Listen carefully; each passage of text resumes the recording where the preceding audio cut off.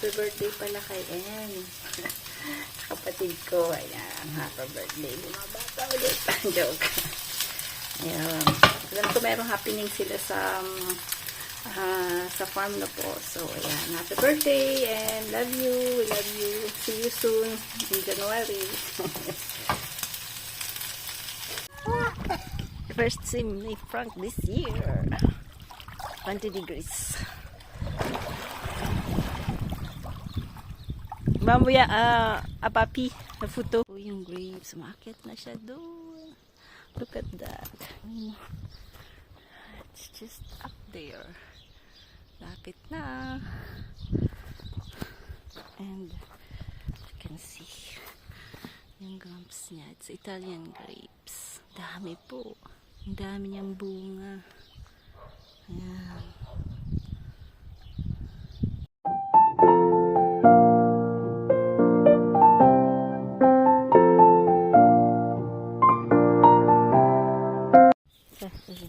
Yan, panaman natin dito kasi marusbong ba? Marusbong. Tumakulong.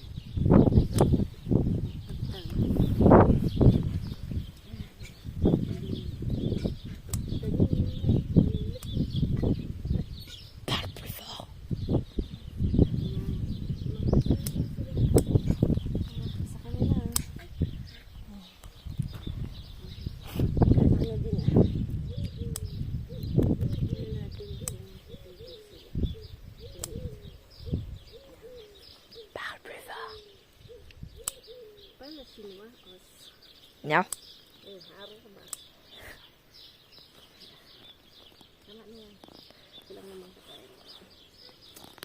Bukas naman yung iba.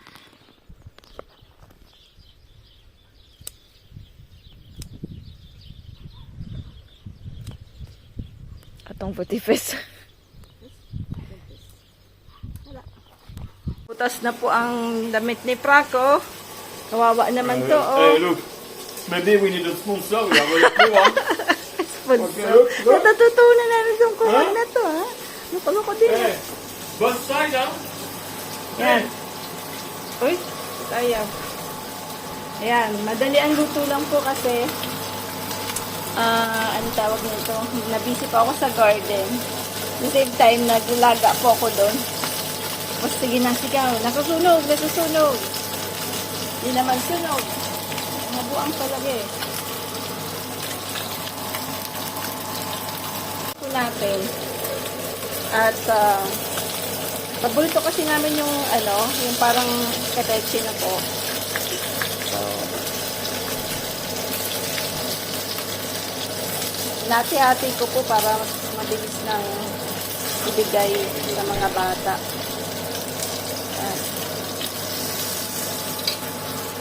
Ayan, yun na. Palayuhin natin ulit. Tasya. Una natin ilagay ay, syempre, ayan. Hindi na yan. Susunog na yan. Ha? Ba? No, pisay. Pisay. Oh, la pizza, c'est 11 ça fait quelque chose. Pizza. Ça fait pas que des... Tu as rien à manger, tu te la demain. Ah ouais, la pizza fait pour overnight.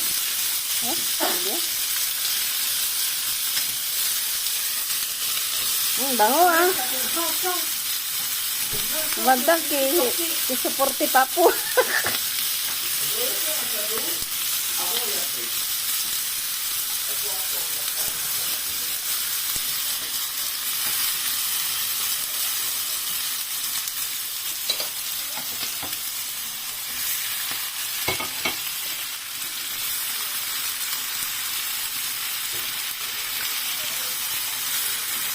Sarap talaga pagka may gulay. Yan. Lalagyan natin ng mga gawa ko. Yan. So, paano ba yun? Dito. Ay. Suka na to. Sarap to. Yan. Gawa po kayo ng ganito. Sarap po siya. Pang sausawan. Pang adobo.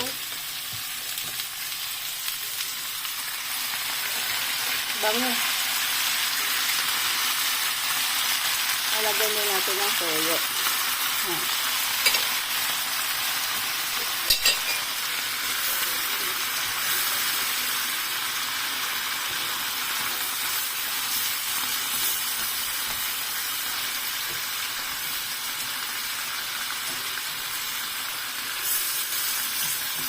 Ayan. Toyo. Ang tambal toyo natin. Okay. Binitig natin yung toyo ni Osh. Mga galing sa apartment na po.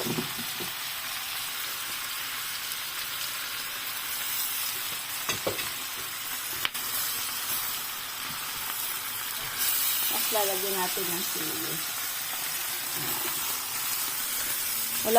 Wala pa pong tumubong sili. Sayang.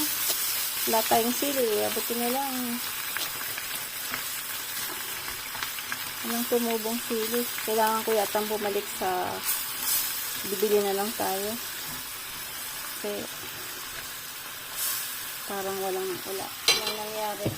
Parang may kumain po ng yung pinapatubo ko. May dumaan na ibon. Ayun. Binali yata. Yan, lalagyan na natin ng sweet and sour. Nabibili ko po ito sa Chinese store na po.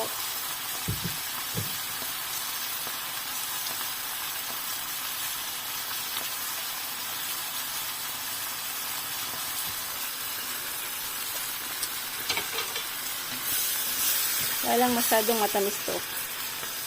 Masarap yung medyo maanghang. Balik-balik tikin nyo po para magkalasa yung isda. So, hindi pa masyadong luto yan na po. Yan. Inaan natin dahil nauubos yung sauce. Yan, pwede na yan. Ano po siya. Kuha ko kay Frank na usay. Kasi kaya mahilig po ako sa sa gulay na po. Tapos yan, ayaw masarado. Ito naman po yung natin. Yung hindi ko pala pinapakita. Yung sabaw.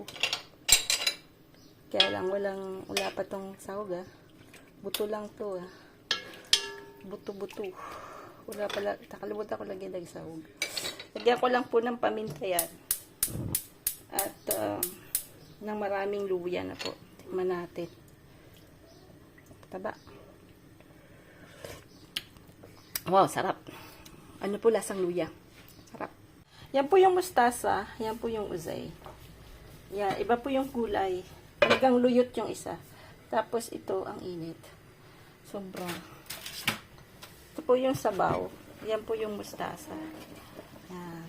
Yung kinuha natin kanina. The chickens are going to eat watermelon.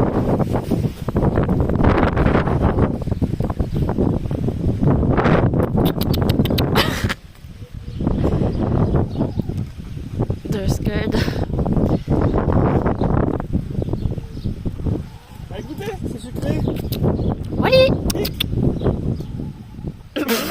Ouais, elles sont connes ou quoi. Goûte. Allez, vas-y, goûte. Mangez, mangez. Manger, manger. Vas-y, pique, vas-y, Manger, manger. vas-y.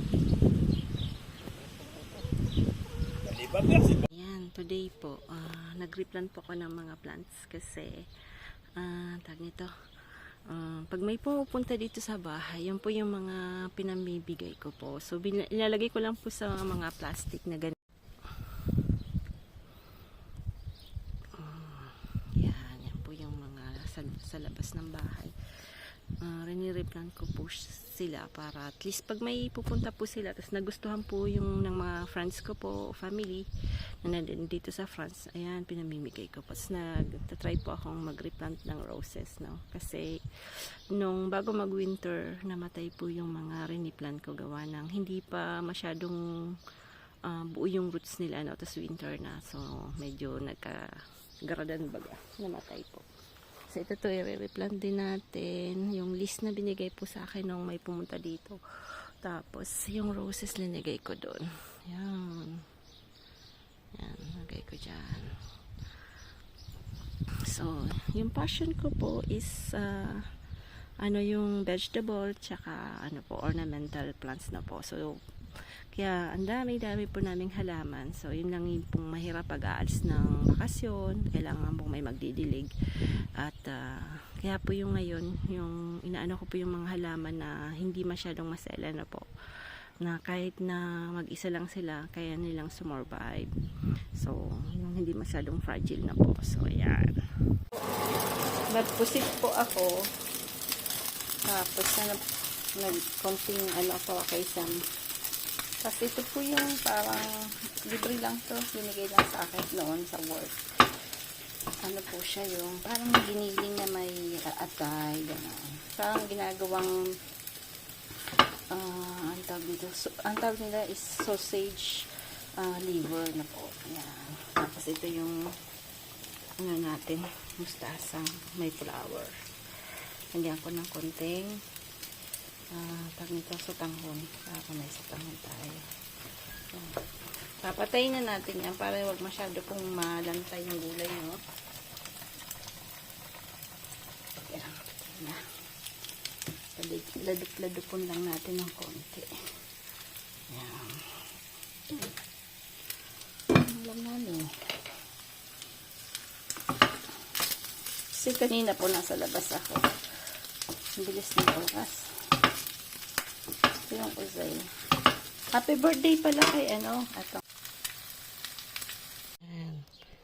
Ano po yung seed ng malunggay na po. So, sabi po nung isa nating ka-farmer isa po nating viewer sa Canada na po, na marami daw pong napapauso daw po yung pagtutubo ng malunggay. Trinay ko po dito, hindi po siya tumubo. So, itatry ko po ulit. Ayan. Nilagyan ko po ng sodium bicarbonate. Ano natin siya dyan ng 24 hours. Tapos bukas natin siya itatanim. Ayan. Marinate muna natin. Malay mo, tumubo. Maganda na po yung yung talong. Ayan. So, everyday po, tinitingnan-tingnan ko po yung mga paanan nila, no? Pag may mga tumutubo na, tinatanggal. Kaya lang sobrang hangin po. Madam kasi parati, tingnan nyo po, oh. Bilis tumubo. Kaya lang sa sobrang hangin, minsan po napuputol yung mga, nila, mga leaves na po. So, dapat nyo itatali nyo po talaga. May, po kayo, tawag nito, tuchiro tawag nila dito ba? Ang tawag niya. Itong, ayan. Dapat may ganito po, tapos tatali nyo. Ayan. Tapos yung kangkong.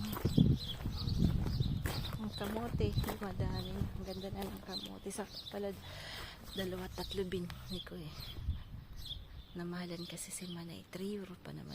Isang, niya, yung tag nito. Isang ganyan niya. Kasi siya, organic na po.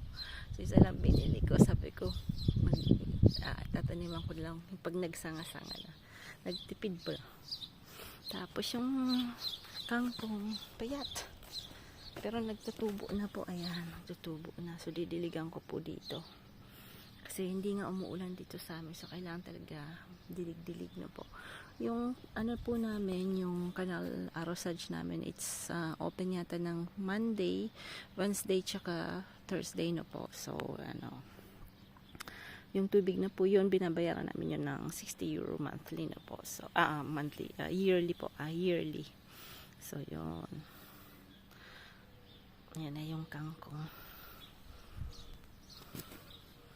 So, doon may tinanim ako na alokbati ba yun? Ayun. So, hindi pa tumutubo. Ayan. Dito po yung mga lininis-linis natin. Pero, yung damo po, ang bilis. Ang bilis po niyang tumubo. Kaya, medyo, kailangan talaga everyday, medyo babantayan talaga yung mga damo. Kasi tingnan niyo po. Kadadamo ko lang dito. Tingnan niyo ang bilis nilang tumubo. Diyos ko miyo. Bulaklak, ang dami na. Ganda ng flower kasi yung flower po may roses, may pink red, tapos white na po. So, pag lumaki na po yan, yun pa yung dito sa France, mahilig po sila sa, anong tawag dito, yung pinangaharang nila para hindi masyadong kita yung pader na po, nalagyan po nila ng halaman para mas maganda po yung surroundings. Ganun po lahat dito. Yan mo kay George, ganun din. Yan. Kaya lang, ang mahirap lang, so you have to trim it, no? So it's either you have to pay like, pagka gusto niyo pong magbayad, so you have to pay around like 2 times kasing ikakat yan. Siguro mga 600 din. 600 yung ano nyo, or 300. Pwede din isang beses lang. So kami lang naman ni Frank. Tinutulungan ko siya. Siya yung nagkakat, ako yung kumukuha ng mga ano po, nakat na. Ayan. Ito may sakit. Ito po yung sakit niya. So kailangan nating i-treat yan ng kahit sabon o sabon lang pwede na po.